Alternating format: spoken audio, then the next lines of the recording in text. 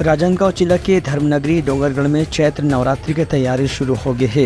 यहाँ की व्यवस्था के जायजा लेकर आज कलेक्टर संजय अग्रवाल और एसपी मोहित गर्ग डोंगरगढ़ पहुंची। ये मौके में स्थानीय अधिकारी कर्मचारी मन के साथ में बैठक लेके कलेक्टर नवरात्रि की तैयारी पर आवश्यक निर्देश जारी करें। जब कलेक्टर रोप वे में सवार होकर ऊपर मंदिर जाए पर प्रयास करत रही हैं, तभी आधा बीच में रोप वे की लाइट बोल होने के कारण रोप वे की ट्रॉली पहाड़ के बीच में ही 10 मिनट तक लटके रही।